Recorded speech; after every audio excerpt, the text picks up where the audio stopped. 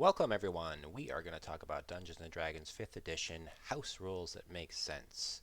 Small tweaks to the rules as written that I have over my experience as a dungeon master realized helps the game be more dramatic and more fun. Let's get right into it with critical hits. So, critical hits, someone rolls a 20, everyone cheers, it's an exciting moment. Then by rules as written, what you do, you roll an extra die along with your normal damage. So if you have a dagger that's doing d4, you said roll 2d4 and you roll two ones. Wow, what a downer, what a anticlimactic moment. So to avoid that, to ensure that critical hits are in fact critical, I recommend you instead have them roll the d4 and then add on not another roll, but just the max die face of what that would be. So roll your d4 and then add 4, for example. What that guarantees that the result will be more damage than you normally could have done, and thus merits a critical hit, in my opinion. Um, you might say, well, gosh, that's going to result in a lot of damage. And I agree. And that's, to me, the point of a critical hit. Yes, and this would apply to monsters as well. And, of course, if you have a lower level party, that does mean that you might even kill somebody with a single blow. Yeah, well, in my estimation, that's Dungeons & Dragons. It's supposed to be a high-stakes, tense situation that you should be very careful, especially if you're a low-level party member going into a difficult situation. All right. So there's your first house rule in order to make sure critical hits are in fact critical. Before getting to the second house rule that makes sense, have you tried out CobaltHelper.com?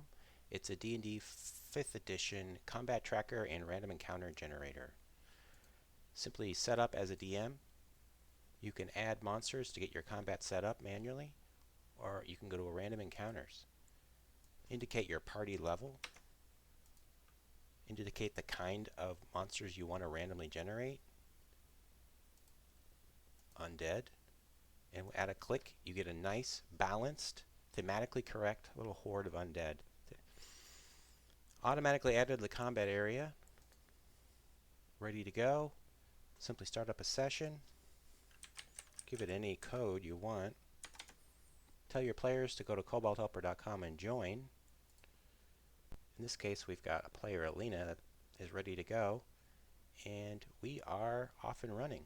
Start will automatically roll initiative if that's what you want. Skeleton 3 is up, and we are going very quickly. We get a nice overview of all the SRD content, and more importantly, the tool is going to track different effects so that I, as a DM, can keep track of them. From the player's perspective, they're getting a nice track of all the monsters and whose turn it is, and a reminder that in this case, Skeleton 3 has advantage in slowed, so nobody forgets, and I as a DM don't have to keep reminding people. As Alina is done, they can end their own turn to move it along to the next creature. So along with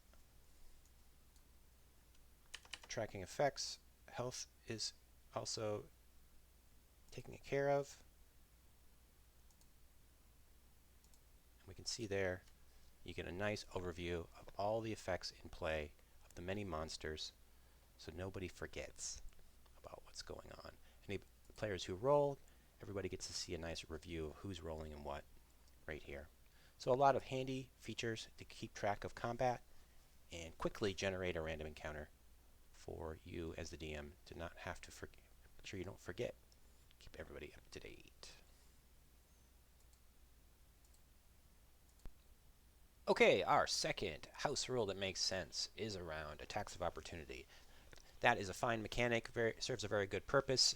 Your character or monster wouldn't just stand there as somebody ran past you. It allows you to use a reaction, and it makes sense of the fact that it's a turn-based system. The rules state that as somebody goes out of your reach, then you can use your attack of opportunity as your reaction. Reaction makes sense. You should only be able to do it a limited amount of times in a round. But the part that I want to suggest is a house rule is some other opportunities for such attacks. First up, standing up from prone.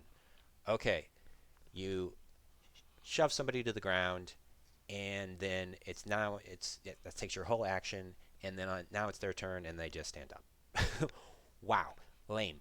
So if we make it such that when they stand up from being prone, they trigger attacks of opportunity, it becomes actually a tactical viable option for you to shove somebody to the ground.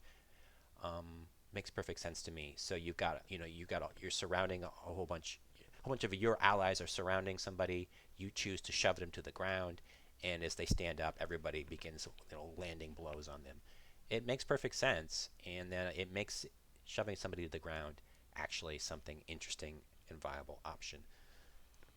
The next one on the same line of thought is disarming somebody. Also pretty lame. I don't know. They don't think they really thought this through. You use some ability to disarm somebody. It's now their turn. They just pick up their weapon. Free action. What? What? So again, if they reach down to pick up a weapon, it triggers an attack of opportunity. So now disarming somebody has a point. It has a tactical consequence, and I think it adds some flavor to the game. So knocking somebody to the ground triggers opportunity, and disarming them is a house rule that makes sense. Thanks, everybody. That's a couple house rules. Maybe we'll do some more in the future. See you later. Bye.